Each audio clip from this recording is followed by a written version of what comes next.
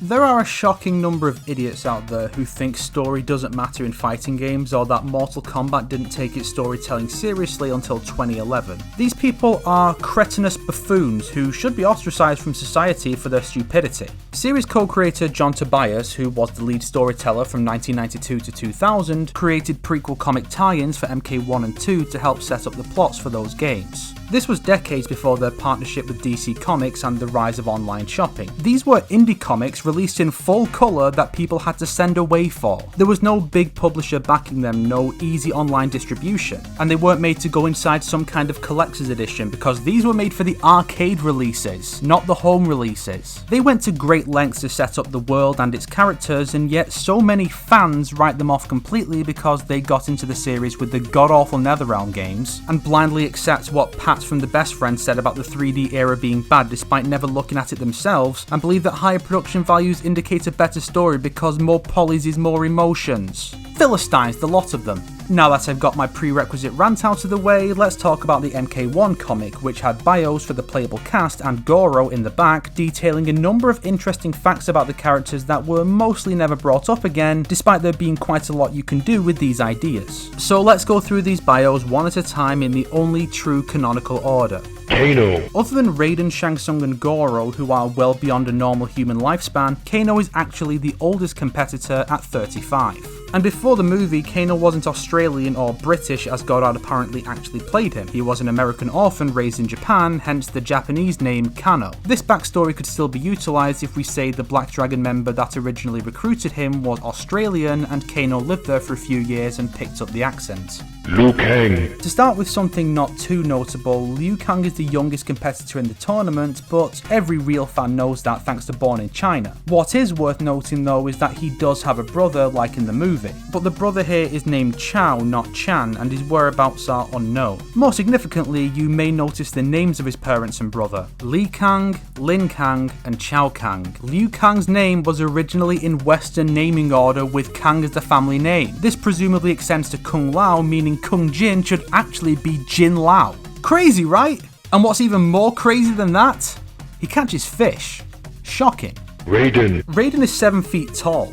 Christ. And he weighs 350 pounds. The ninjas are 6'2" and they're only 210 pounds. Are his bones covered in adamantium, or is he just Fat Thor from Avengers Endgame? He also has black hair, which the movie changed to white, which carried over to the games with Deadly Alliance. Thunder God is listed as his occupation. What's the hourly rate for that, do you reckon? He also has no eyes apparently. I guess Deadly Alliance Kenshi got to him. Johnny Cage. Please welcome Mr. John Carlton, the blue-eyed actor from Venice, California. These are actual lyrics from Prepare Yourself, the opening track from Mortal Kombat the album from which the Techno Syndrome theme song originated. It basically covers half of his bio honestly. Son of Robert and Rose Carlton, brother of Rebecca Carlton, and ex-husband of Cindy Ford. There's a lot you could do with this stuff, but no MK Media ever brought this up. He never mentions his previous marriage, his shitty career is never attributed to his bitch of an ex-wife and her extensive LA connections in the movies, and Cassie never once mentions her Aunt Becky. Wasted potential starring Johnny Cage coming summer 2020? Probably not, no.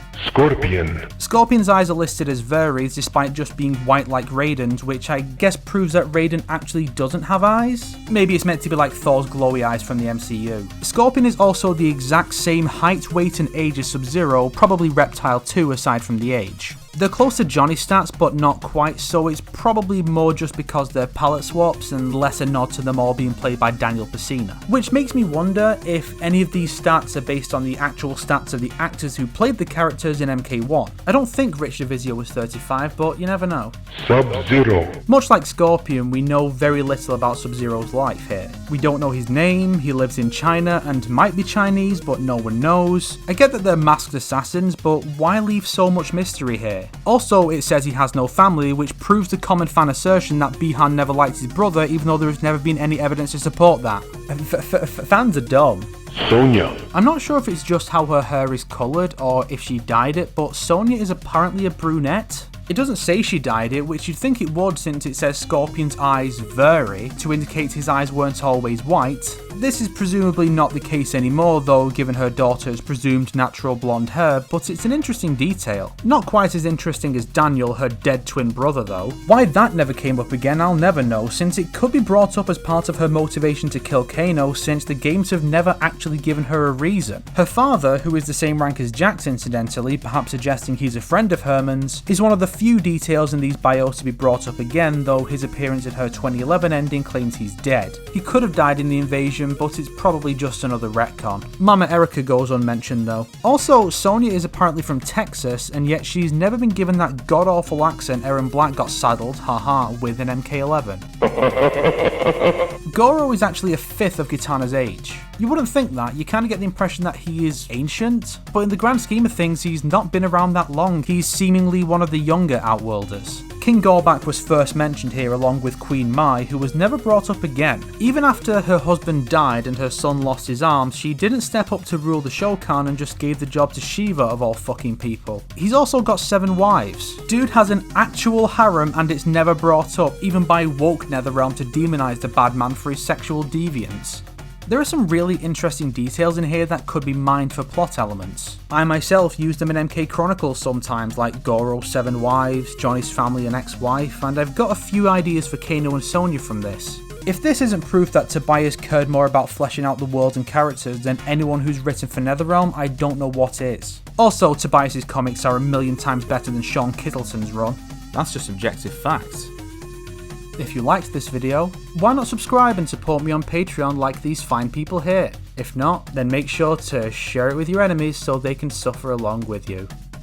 Today's recommended video is Mortal Kombat Sometimes Has More on Its Mind by Jack, which touches on a number of subjects regarding NetherRealm's failure to deliver on the potential of the series' story, with Sub-Zero, the 2 monks, and the restrictions of game development as main talking points.